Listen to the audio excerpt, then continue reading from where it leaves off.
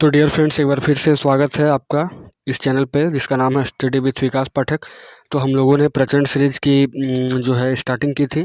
तो कल प्रचंड सीरीज का पार्ट 1 था और जिसमें हमने क्लास 10th का पॉलिटिकल साइंस चैप्टर 1 सत्ता की साझेदारी का कम से कम 95 क्वेश्चन को हमने कवर कर लिया था। और आज इस वीडियो का जो है पार्ट 2 है, मतलब प्रचंड सीरीज का पार्ट 2 है। और इसमें हम लोग जो बचा हुआ चैप्टर का जो और भी क्वेश्चन था सत्ता की साझेदारी वाला, उसको कंप्लीट करेंगे। ठीक है, तो आई होप ये वीडियो आप सभी को अच्छा लगेगा। पिछले वीडियो को आपने अच्छे से प्यार दिया है तो इस वीडियो को भी प्यार दें। और आपको पता ही है बाकी सारा चीज़ प्रचंड सीरीज के बारे में कि हमने 3000 से प्लस ऑब्जेक्टिव क्वेश्चन कंप्लीट करने का टारगेट लिया है विथ एक्सप्लेनेशन, ताकि आपको बढ़िया से समझ में आए और सारे चैप्टर्स को अच्छे से आप कवर करके जाएं एग्जाम में और अच्छे से मार्क्स गेन कर सकते हैं। क्योंकि इस बार हमारा टारगेट जो है वो 470 प्लस है। ठीक है, 2023 के लिए। तो चलिए पार्ट 2 को स्टार्ट करते हैं। पार्ट 2 में 96 नंबर है। ठीक है, तो सबसे पहला क्वेश्चन होगा आज का कि बेल्जियम का क्षेत्रफल भारत के किस राज्य के क्षेत्रफल से भी कम है। यानी बेल्जियम का जो स्क्वायर है वो भारत के किस क्षेत्रफल भारत के कौन से राज्य है यहाँ का क्षेत्रफल से कम है। ठीक है, तो वो है हरियाणा। हरियाणा से कम है। आगे बेल्जियम की आबादी कितनी है, तो बेल्जियम की आबादी जो है वो है 1 करोड़ से अधिक। ठीक है, आपको 4 ऑप्शन देंगे कि 5 करोड़ से अधिक, 9 करोड़ से अधिक, 15 करोड़ से अधिक, कुछ भी दे सकते हैं, या तो 1 लाख। लेकिन यहाँ पर बेल्जियम की आबादी कितनी है, तो 1 करोड़ से अधिक है।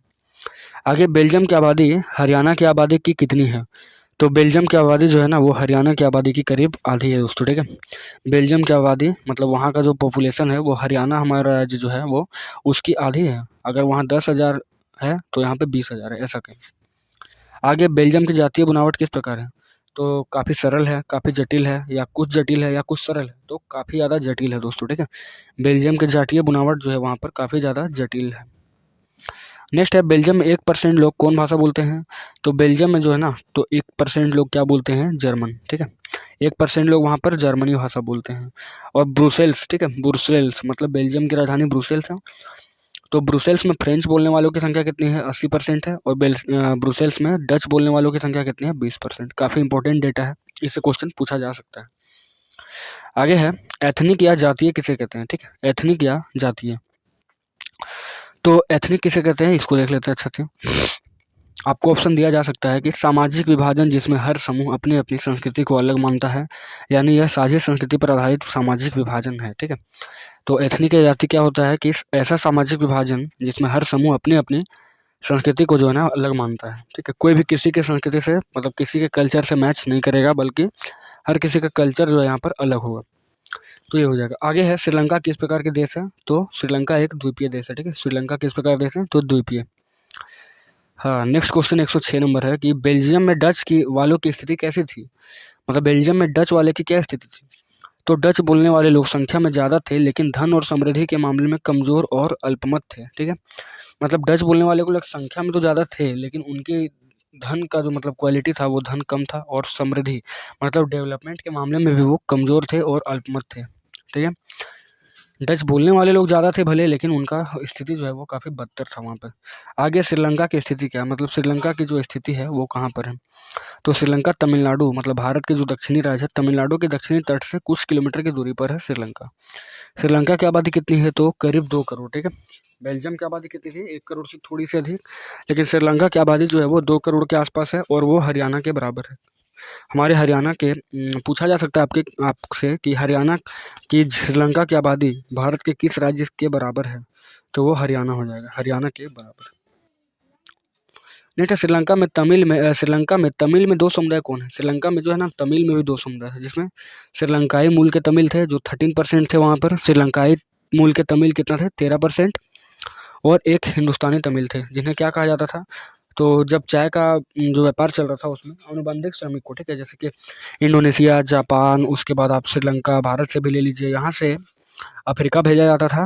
ठीक है, कॉन्ट्रैक्ट के तहत मजदूरों को, और वहाँ से फिर आपको यूरोप में सप्लाई कर दिया जाता था। और जैसे कि 5 साल का कॉन्ट्रैक्ट हुआ करता था, जैसे कि 5 साल अगर कोई आपको मतलब कॉन्ट्रैक्ट में पैसा देके आपको खरीद के ले जा रहा है और आपको फिर 5 साल के बाद 5 साल तक उसका काम करना है। जैसे ही आपका 5 साल का एग्रीमेंट खत्म होगा तो फिर आप अपना रास्ता, वो अपना रास्ता, ऐसा करके। तो हिंदुस्तानी तमिल थे जिन्हें क्या बोला जाता था, तो अनुबंधित श्रमिकों के संतान। ठीक है, अनुबंधित श्रमिकों के जो संतान थे ना, जो क्या करते थे, बगान में काम करने वाले लोग थे ये लोग। नेक्स्ट है श्रीलंका में तमिल भाषी में 2 मुख्य समुदाय कौन है? तो हिंदू और मुसलमान, जैसा कि अभी मैंने बताया। नेक्स्ट है श्रीलंका में 1956 में बनाए गए कानून में क्या क्या शामिल था? तो श्रीलंका में जो कानून बनाया गया ना उसमें से क्या क्या शामिल था? तो सिंहली को एकमात्र राजभाषा घोषित किया गया, ये तो बिल्कुल करेक्ट है। आगे है विश्वविद्यालय और सरकारी नौकरियों में सिंहलियों को प्राथमिकता देने की नीति, ये भी बिल्कुल करेक्ट है। और सरकार बौद्ध मत को संरक्षण और बढ़ावा देगी, ये भी बिल्कुल करेक्ट है। तो इनमें से सभी ऑप्शन हो जाएगा। दोस्तों अगर आप अच्छे से ऑब्जेक्टिव को कंप्लीट करना चाहते हैं तो आपको किताब ज़रूर पढ़ना पड़ेगा। किताब आप रीड करें तो ज़्यादा बेहतर होगा आपके लिए, और उसके बाद आप इस सीरीज़ को देखें तो ज़्यादा बेस्ट हो सकता है। नेक्स्ट है बहुसंख्यकवाद किसे कहते हैं? तो किसी देश में ज़्यादा संख्या में रहने वाले कोई भी विशेष समुदाय, ठीक है, कोई भी देश है उसमें कोई विशेष समुदाय मतलब विशेष भाषा का समुदाय वाला रह रहा है तो उसको बहुसंख्यकवाद कहते हैं। नेक्स्ट और अंतिम क्वेश्चन है, मतलब अलग क्वेश्चन है, सॉरी। 1980 के दशक तक उत्तर पूर्वी श्रीलंका में स्वतंत्र तमिल सरकार बनाने की मांग सॉरी बच्चों। तो 1980 के दशक तक उत्तर पूर्वी श्रीलंका में स्वतंत्र तमिल सरकार बनाने की मांग की, उसका नाम क्या था? तो वहाँ पर एक स्वतंत्र तमिल सरकार की मांग की गई थी जिसका नाम ईलम सरकार था, ठीक है। क्या बोला जाता था? ईलम सरकार। नेक्स्ट क्या है कि बेल्जियम में गृह युद्ध का अंत कब हुआ? तो बेल्जियम में एक गृह युद्ध हुआ था, ठीक है। तो गृह युद्ध किसको बोलते हैं? जब सामाजिक समूह के आधार पर अपने ही देश में कोई कष्ट या क्लेश हो जाए तो उसे गृह युद्ध कहा जाता है। तो बेल्जियम में भी ऐसा ही हुआ था क्योंकि फ्रेंच और डच वाले के बीच में काफ़ी ज़्यादा वहाँ पर कट्टरता थी, तो 2009 हुआ वो। आगे युक्तिपरक किसे कहते हैं? तो हानि लाभ या सावधानी पूर्वक हिसाब लगाकर किया गया फैसला। कोई भी फैसला किया जा रहा है जिसमें हानि लाभ या सावधानी पूर्वक करते हैं तो उसको हम लोग युक्तिपरक बोलते हैं। आगे सत्ता की साझेदारी क्या है? तो सत्ता की साझेदारी एक लोकतंत्र की बेहतरीन आत्मा है, लोकतंत्र की आत्मा है। आगे लेबनान में उप प्रधानमंत्री पद के लिए किसे चुना गया? कल मैंने प्रधानमंत्री राष्ट्रपति के बारे में बताया था, तो आज ये क्वेश्चन आ चुका है कि लेबनान में उप प्रधानमंत्री पद के लिए किसे चुना गया? तो ऑर्थोडॉक्स ईसाई और संसद के अध्यक्ष का पद शिया मुसलमान के लिए तय किया गया, ठीक है। ऑर्थोडॉक्स ईसाई और संसद के अध्यक्ष का पद शिया मुसलमान के लिए तय किया गया, ये था उप प्रधानमंत्री। नेक्स्ट है श्रीलंका को 1948 यानी आज़ादी से पहले क्या कहा जाता था? तो श्रीलंका को सिलोन कहा जाता था पहले, ठीक है, सिलोन। श्रीलंका को क्या बोलते थे? तो हम लोग सिलोन बोलते थे। नेक्स्ट है सत्ता का बंटवारा ठीक है? सत्ता का जो बंटवारा है वो बिल्कुल ठीक है। तो ठीक क्यों है?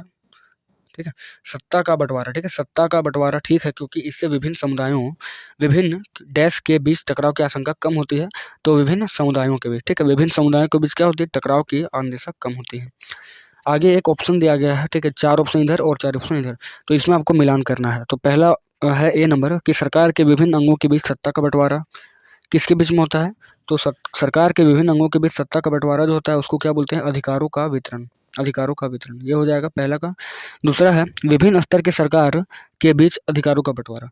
तो विभिन्न स्तर की सरकार के बीच अगर बंटवारा होगा तो उसको हम लोग केंद्रीय सरकार, संघीय सरकार बोलते हैं। आगे है कि विभिन्न सामाजिक समूहों के बीच सत्ता का बंटवारा, उसको सामुदायिक सरकार बोलते हैं। और 2 या 2 से अधिक दलों के बीच सत्ता की साझेदारी को गठबंधन कर, अगर कोई दल मिलकर अगर कोई साझेदारी कर रहा है तो उसको गठबंधन सरकार बोलेंगे। तो अगर इस प्रकार से आपको अगर मिलान करने के लिए भी क्वेश्चन मिल जाए तो आप आराम से इजीली उसको सॉल्व कर सकते हैं, ठीक है। तो मेरा यही टारगेट है दोस्तों कि आपको किसी भी तरह से अगर क्वेश्चन दिया जाए घुरा फिरा के तो आप इसको कंप्लीट कर सकते हैं। और आप देख ही रहे कि क्वेश्चन का लेवल किस प्रकार से बनाया गया है, हर प्रकार से क्वेश्चन बनाया गया है, ठीक है। फिल इन द ब्लैंक्स भी बनाया गया है, मिलान भी बनाया गया है, और सिचुएशन बेस्ड क्वेश्चन भी आपको दिया गया है इस वीडियो में। आगे है श्रीलंका ने सत्ता का बंटवारा नहीं किया जिसकी वजह से श्रीलंका डैश की चपेट में आ गया। तो श्रीलंका किसकी चपेट में आ गया? तो श्रीलंका में सत्ता की बंटवारा नहीं हो रही थी, इसके चलते वहाँ पर गृह युद्ध होने लगा, ठीक है, गृह युद्ध। आगे तमिल यानी ईलम सरकार श्रीलंका के किस इलाके में बनी? तो तमिल जो ईलम सरकार बनी थी 1980 में, तो उसको हम लोग स्वतंत्र तमिल सरकार बोलते थे, ठीक है, स्वतंत्र तमिल सरकार। और वो 1980 में फॉर्म हुई और वो कहाँ बनी? तो श्रीलंका के उत्तर पूर्वी इलाके में। नेक्स्ट है बेल्जियम एकात्मक शासन व्यवस्था से डैश में परिवर्तित हो गया। तो बेल्जियम एकात्मक शासन व्यवस्था से संघीय शासन व्यवस्था में परिवर्तित हुआ, ठीक है। पहले वो एकात्मक शासन में था और उसके बाद संघीय शासन में आया था। आगे अलग अलग भाषा बोलने वाले लोगों के आधार पर सामुदायिक सरकार का गठन करने का अधिकार किस देश के नागरिकों को दिया गया? मतलब क्वेश्चन क्या है कि अलग अलग भाषा बोलने वाले लोगों के आधार पर सामुदायिक सरकार का गठन करने का अधिकार किस देश के नागरिकों को दिया गया? तो वो है बेल्जियम, ठीक है। बेल्जियम में अलग अलग भाषा के आधार पर उसको डिसाइड करने दिया था। नेक्स्ट है क्वेश्चन कि सत्ता में साझेदारी का क्या अर्थ होता है?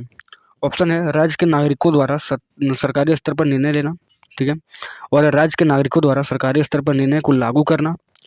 थर्ड है राज्य के नागरिकों द्वारा सरकारी स्तर पर न्याय करना, और राज्य के नागरिकों द्वारा सरकारी स्तर पर निर्णय लेना और राज्य के निर्णय निर्माण की प्रक्रिया को प्रभावित करना। तो सत्ता में साझेदारी जब होती है ना, तो उससे फिर क्या होता है कि राज्य के नागरिकों द्वारा सरकारी स्तर पर निर्णय भी लिया जाता है और राज्य का जो नीति निर्माण होता है, ठीक है, उसमें भी उसको सहयोग किया जाता है, यानी लाभ लिया जाता है उससे। तो 125 का हो जाएगा घ नंबर। 126 है कि श्रीलंका मतलब इनमें से कौन सा कथन सही है। आगे नेपाल की राजधानी काठमांडू में एक अलग सरकार है, श्रीलंका की राजधानी कोलंबो में एक अलग प्रकार की सरकार गठित की गई है, ब्रुसेल्स में एक अलग प्रकार की सरकार गठित की गई है और भारत की राजधानी में अलग सरकार है। तो ऐसा जो है ना वो सिर्फ ब्रुसेल्स में है, क्योंकि बेल्जियम की जो राजधानी है वो ब्रुसेल्स है और ब्रुसेल्स में एक ब्रुसेल्स नाम का सरकार है जो सबसे ऊपर में, ठीक है। ऐसा इंडिया में है क्या? इंडिया में नहीं, इंडिया में एक कैबिनेट स्तर की सरकार है जो सभी के लिए बराबर है। ऐसा नहीं है कि दिल्ली राजधानी जो है ना भारत की, वहाँ पर कोई अलग सरकार है, ऐसा कुछ नहीं है वहाँ पर। तो ब्रुसेल्स हो जाएगा आंसर, ब्रुसेल्स वाला। नेक्स्ट 127, तो यहाँ पर क्वेश्चन दिया गया कि श्रीलंका की सत्ता की साझेदारी में निम्न कथन में कौन सही है। तो बोला गया कि बहुसंख्यक भाषा की अनदेखी का प्रयास किया गया, ये तो बिल्कुल गलत है क्योंकि बहुसंख्यक को तो वहाँ पर मदद किया जा रहा था। नेक्स्ट अल्पसंख्यक का प्रभुत्व कायम रखा गया, ऐसा नहीं था, अल्पसंख्यक का तो कोई प्रभुत्व था ही नहीं। आगे है अल्पसंख्यक के प्रभुत्व को कम करना था, ये भी बिल्कुल, ये तो था ही, लेकिन ज़्यादा सूटेबल ऑप्शन यहाँ पर है कि श्रीलंकाई सरकार की नीतियों द्वारा सिहेलियों के वर्चस्व को कायम रखने का प्रयास, क्योंकि सिहेलियों का जो है ना वर्चस्व वहाँ पर तमिलों के बीच में था। तो सरकार भी चाहती थी कि सिहेलियों को ज़्यादा मजबूत किया जाए और बौद्ध धर्म को भी मजबूत किया जाए ताकि तमिल जो है यहाँ पर ज़्यादा ऊंचा ना उठ सके। तो ये हो जाएगा ऑप्शन 127। आगे 128 में इनमें कौन है जिनका संबंध दलितों के उत्थान से नहीं है। तो ऑप्शन है ज्योतिबा फुले, राजेंद्र प्रसाद, पेरियार स्वामी नायकर और बी.आर. अम्बेडकर। तो ज्योतिबा फुले ने भी दलितों के लिए काम किया है, ठीक है, दलितों के लिए, और पेरियार स्वामी ने भी किया है, और बी.आर. अम्बेडकर को तो दलितों का मसीहा यानी भगवान कहा जाता है। तो राजेंद्र प्रसाद हो गए, उन्होंने दलितों के लिए कोई भी काम नहीं किया, ठीक है, दलित हो जाए तो राजेंद्र प्रसाद ऑप्शन। आगे है 129, तो क्वेश्चन है कि राजनीति में धर्म उस वक्त विकराल समस्या के रूप में ले लेती है जब क्या होता है, तो जब धर्म एवं संप्रदाय को राष्ट्र का मुख्य आधार माना जाए, ठीक है। संविधान को राष्ट्र का मुख्य आधार माना जाता है नहीं, इसमें तो कोई प्रॉब्लम नहीं है। आगे शिक्षा को राष्ट्र का आधार माना जाता है, इसमें भी नहीं है। कानून को मुख्य आधार राष्ट्र का आधार माना जाता है, ये भी नहीं। तो भाषा के आधार पर, ठीक है, धर्म और भाषा के आधार पर संप्रदाय को राष्ट्र का मुख्य आधार माना जाता है ना, तब जाकर क्या होता है राजनीति में धर्म जो है वो विकराल रूप ले लेता है, विकराल रूप। तो 129 का हो जाएगा घ। 130 का बात करें तो है क्वेश्चन आपका कि कौन सा कथन सही है। तो ऑप्शन है कि केवल भारत जैसे बड़े देश में सामाजिक विभाजन होती है, जहां सामाजिक अंतर एक दूसरे से टकराते हैं वहां सामाजिक अंतर होती है, केवल लोकतांत्रिक देशों में सामाजिक विभाजन होती है, और यूगोस्लाविया में सामाजिक बंटवारे का उदाहरण नहीं देखने को मिला। नहीं, यूगोस्लाविया में तो सामाजिक स्तर पर बंटवारा सबसे बेहतरीन हुआ था, ठीक है, वो भी बहुत ज़्यादा विभाजन हो गया था, कल के वीडियो में मैंने बताया था इसमें। तो ऑप्शन हो जाएगा कि जहाँ सामाजिक अंतर एक दूसरे से टकराता है, जैसे कोई भी धर्म या समुदाय के लोग हैं और जहाँ पर टकराता है वहाँ, तो वहीं पर सामाजिक अंतर ज़्यादा, सामाजिक सोशल डिफरेंसेस देखने को आपको मिलेगा वहाँ पर। नेक्स्ट है 131 कि निम्न में किस देश को धार्मिक और जातीय आधार पर व्यापक रूप से विखंडन का परिणाम झेलना पड़ा। ऑप्शन है भारत, यूगोस्लाविया, नीदरलैंड, बेल्जियम। तो आंसर हो जाएगा यूगोस्लाविया, वहीं पर सबसे ज़्यादा धर्म के आधार पर, ठीक है, धर्म और जाति के आधार पर भेदभाव देखने को मिला था। नेक्स्ट क्वेश्चन है कि भारत के लिए कौन सा कथन बिल्कुल सही है। तो भारत विविध समुदायों का देश है, ये तो बिल्कुल सही है। भारत में धर्मनिरपेक्षता का सिद्धांत है, यानी यहाँ पर सभी धर्म के लोग रह सकते हैं। आगे भारत में सामाजिक सौहार्द और भाईचारा है, ये भी है। तो क्या हो जाएगा इनमें से सभी, यहाँ पर सभी चीज़ें पाई जाती हैं। 133 इनमें से कौन सही है। तो ऑप्शन आप लोग ध्यान से देखेंगे, ठीक है। ऑप्शन में पढ़ रहा हूँ कि श्रीलंका केवल तमिलों की है की मांग करना तमिल समुदाय की पहचान उसके हितों के खिलाफ था। आगे श्रीलंका केवल बौद्ध धर्म के लिए है, ऐसा कहना सिहली के खिलाफ था। नहीं, सिहली के खिलाफ कैसे हो जाएगा। आगे श्रीलंका केवल सिहलियों का है, यह तमिलों की समस्या थी। हाँ, तो श्रीलंका में ना सिहली लोग बोलते थे कि श्रीलंका जो है वो सिर्फ सिहली का है, और ऐसा तो था नहीं, क्योंकि वहाँ पर तमिल भी सरकार रहती थी जिसमें कि हिंदू और मुस्लिम दोनों रहते थे। तो उनका सबसे मेन समस्या था कि यही चीज़ कि जो सिहली वाले लोग थे वो बोलते थे कि श्रीलंका सिर्फ सिहलियों की है, और यही सबसे ज़्यादा खल जाते थे किसको, तमिलों को। 133 का हो जाएगा ग। 134 का बात करें तो पूछा है कि डरबन कहाँ पर है, तो डरबन जो है ना वो साउथ अफ्रीका में, यानी अफ्रीका कंट्री में। आगे, क्षेत्रवाद की भावना का क्या कुपरिणाम होता है? अगर हम लोग क्षेत्र विशेष पर अगर डेवलपमेंट करें तो उससे क्या होता है, तो अलगाववाद की भावना फैल जाती है। आगे, मैक्सिको ओलंपिक घटना किसका उदाहरण है? तो मैक्सिको की ओलंपिक घटना का उदाहरण रंगभेद का है, रंगभेद, चमड़ी के आधार पर वहाँ पर भेदभाव किया गया था मैक्सिको ओलंपिक में। आगे, जर्मनी में कौन सी क्या चल रहा है वहाँ पर अभी? तो जर्मनी में जो है ना वो नाजीवाद चल रहा है, नाजीवाद। आगे, किसने कहा धर्म को राजनीति से अलग नहीं होना चाहिए? धर्म को जो है ना वो राजनीति से अलग नहीं होना चाहिए, वो किसने कहा? तो महात्मा गांधी ने। महात्मा गांधी ने कहा था कि धर्म को राजनीति से अलग बिल्कुल नहीं होना चाहिए। आगे, रंगभेद की आवाज उठाने वाले व्यक्ति कौन थे? तो मार्टिन लूथर किंग। इसमें तो कोई समस्या ही नहीं होना चाहिए। आगे, श्रीलंका में कौन एक सामाजिक समूह नहीं है? तो पूछा है कि सिंहली भाषी, श्रीलंकाई तमिल, भारतीय तमिल और एंग्लो इंडियन। तो सिंहली भाषी तो वहाँ पर रहते हैं, श्रीलंकाई तमिल भी रहते हैं और भारतीय तमिल भी रहते हैं, जिनको अनुबंधित श्रमिकों के रूप में ले गया था। और एंग्लो इंडियन है क्या? नहीं। एंग्लो इंडियन कौन है? तो एंग्लो यूरोपियन, ठीक है, उसको बोलते हैं एंग्लो इंडियन। आगे, निम्न में किस देश में शक्तियों का संघीय विभाजन है? भारत, ख में बेल्जियम, ग में श्रीलंका, और घ नंबर ऑप्शन है कि क और ख दोनों, यानी भारत और बेल्जियम दोनों में। तो यही बिल्कुल करेक्ट होगा कि भारत और बेल्जियम में संघीय विभाजन है। बेल्जियम में पहले संघीय विभाजन नहीं था, लेकिन पहले वो एकात्मक शासन में था और उसके बाद वो संघात्मक शासन में आ गया था। आगे है, पावर शेयरिंग ठीक है क्योंकि, मतलब सत्ता की साझेदारी ठीक है क्योंकि, तो यह सामाजिक समूहों के बीच संघर्ष बढ़ाता है, ये बिल्कुल गलत है। यह राजनीतिक व्यवस्था की अस्थिरता को बढ़ाता है, ये भी बिल्कुल गलत है। आगे है, यह सामाजिक समूहों के बीच संघर्ष की संभावना को कम करता है। तो क्या होगा? यह सामाजिक समूहों के बीच संघर्ष की संभावना को कम करता है। 143 क्वेश्चन है कि कौन श्रीलंकाई तमिलों को शुरुआती श्रीलंकाई तमिल जो थी ना उसकी शुरुआती मांग क्या नहीं थी? यहाँ देखना है कि क्या नहीं थी उसकी मांग। तो ऑप्शन है कि तमिल को आधिकारिक भाषा के रूप में मान्यता, ये नहीं था उसका। आगे, क्षेत्रीय स्वायत्तता, ये भी नहीं था। रोजगार और शिक्षा में समानता, ये भी नहीं था, बल्कि एक स्वतंत्र तमिल इलम राज्य का निर्माण, ठीक है। यानी यहाँ पर देख सकते हैं कि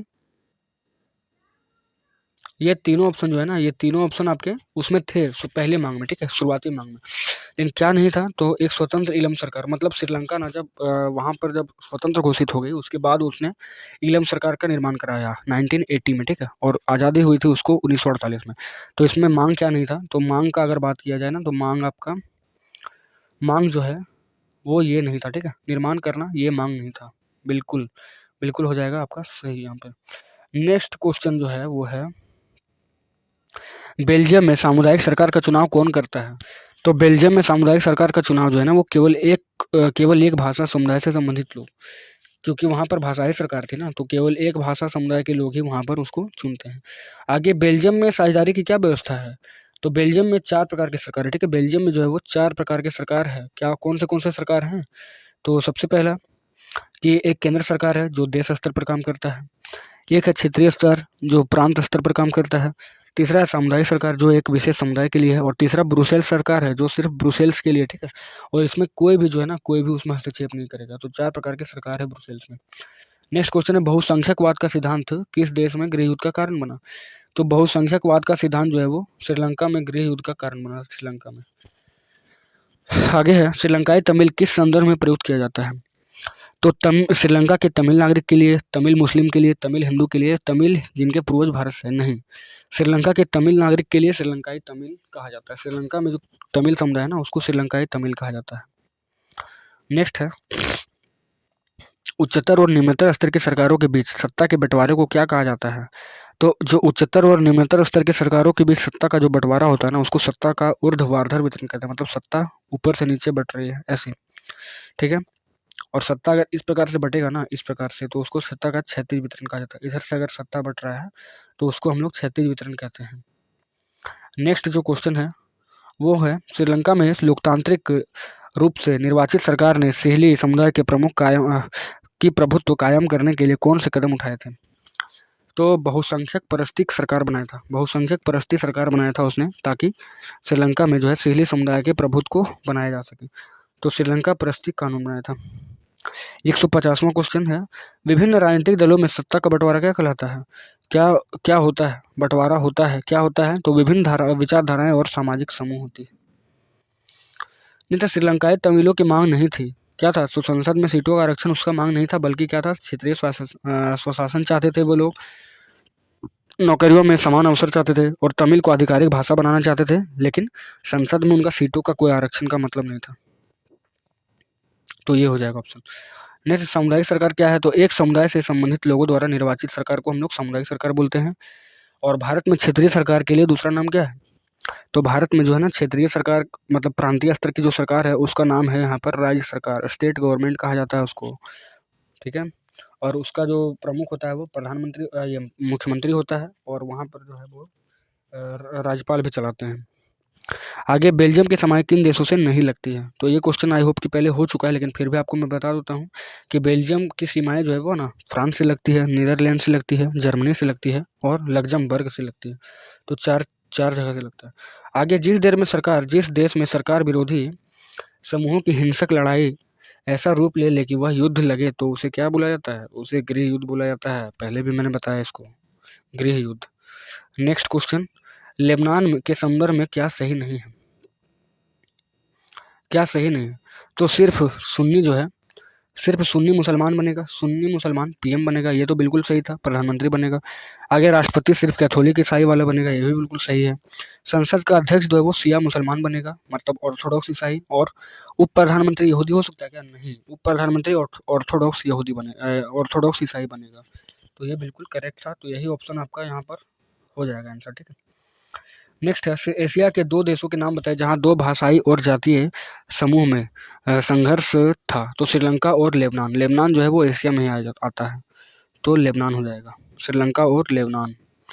नेक्स्ट क्वेश्चन, राजनीतिक दल की नींव सबसे पहले किस देश में पड़ी?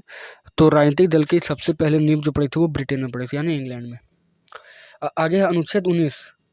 भारतीय अनुच्छेद में क्या है? तो भारतीय अनुच्छेद 19 में क्या बोला जाता है? तो स्वतंत्रता का अधिकार उसमें दिया गया है, स्वतंत्रता का अधिकार। नेक्स्ट है, सांप्रदायिक राजनीति किस धारणा पर आधारित होती है? सांप्रदायिक राजनीति जो होती है ना वो किस धारणा पर आधारित होती है? तो एक धर्म दूसरे धर्म से सबसे श्रेष्ठ है, यही बिल्कुल करेक्ट ऑप्शन था। एक धर्म दूसरे धर्म से श्रेष्ठ है। देखिए यहाँ पर तो पहला ऑप्शन बिल्कुल करेक्ट हो गया, लेकिन आपको एग्जाम अगर ऐसा क्वेश्चन आ जाए तो आपको हर एक ऑप्शन को ध्यान से पढ़ना है। ऑप्शन आप पढ़ेंगे तभी आपका माइंड काम कर सकता है वहाँ पर। नेक्स्ट है, लोक जनशक्ति पार्टी कैसी पार्टी है? तो लोक जनशक्ति पार्टी एक क्षेत्रीय पार्टी है जो बिहार में पाई जाती है, ठीक है, बिहार में। अगर पूछ दिया जाए आपको कि भारतीय जनता कैसी पार्टी है, तो वो राष्ट्रीय पार्टी है।